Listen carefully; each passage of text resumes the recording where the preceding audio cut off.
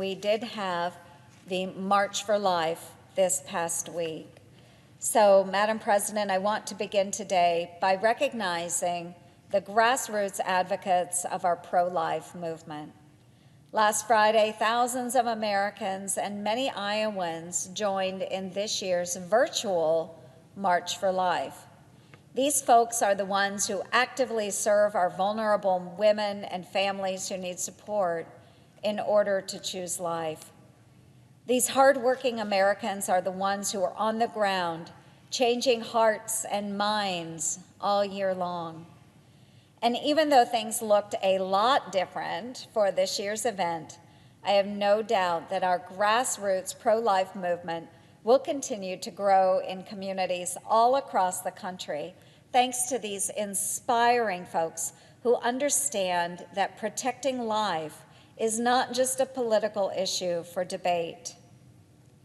In DC, lawmakers and executive branch bureaucrats get easily trapped into looking at abortion as just another issue.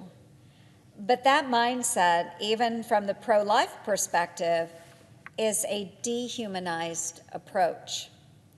I challenge my friends and colleagues on both sides of the aisle to instead approach the sanctity of human life as more than just a policy issue. Surely the challenges of 2020 reminded us how very precious life is, taking to heart that we must cherish life, at all stages. If we devalue life in the womb, then we are only setting the groundwork for diminishing human worth and value at every other stage of life. This mindset is why I approach the duty to protect life with steadfast determination, and it's why I know preserving life is a cause that can and should bring us together. President Biden and his administration have clearly stated their goal is to unify our country. But the recent policy changes and executive actions surrounding the abortion issue have certainly signaled a different message to many Americans. There was a time when the most basic policy stance was that taxpayer dollars should not support the abortion industry. It was a bipartisan, non-controversial stance, one that many of my Democratic colleagues used to hold. But the abortion lobby has moved the goalposts so far down the field by making common sense safety regulations on abortion absolutely untouchable.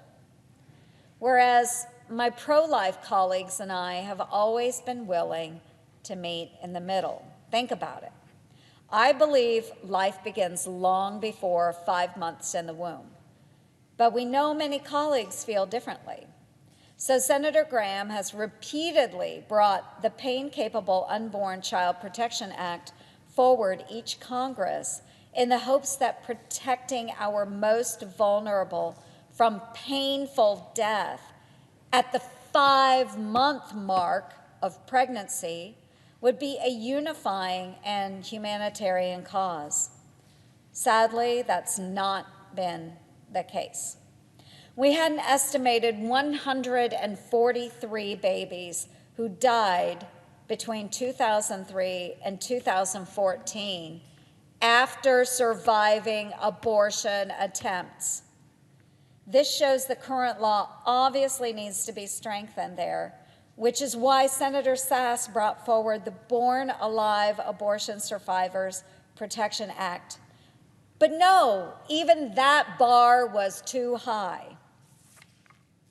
Last year, Senator Cotton and I first introduced a bill that would ensure we have complete and accurate abortion-related data from every state.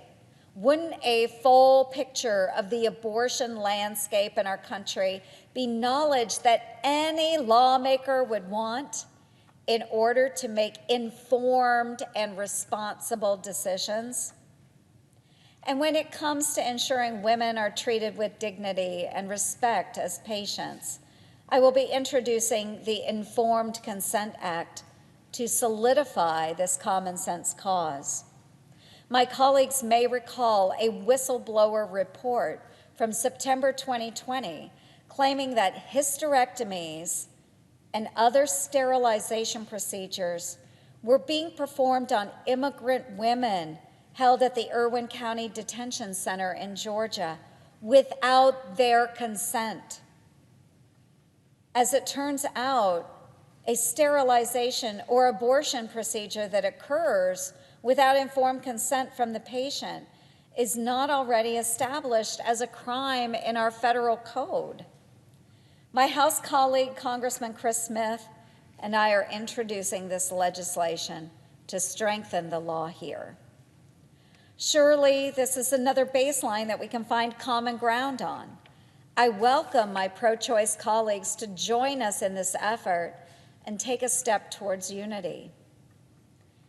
I believe once you focus the heart and mind to approach life as more than just a policy issue, you will find that preserving life promotes unity. If you really look at how our culture is shifting, life is winning. At the state level, nearly 60 life-affirming laws were enacted across the country in 2019. The vast majority of Americans agree that federal tax dollars should not be used to support the abortion industry. So, folks, we do have common ground to stand on going into this new Congress. Protecting life brings us together, so we must stand up for the most vulnerable. We will be a stronger nation for it. And with that, Madam President, I yield the floor.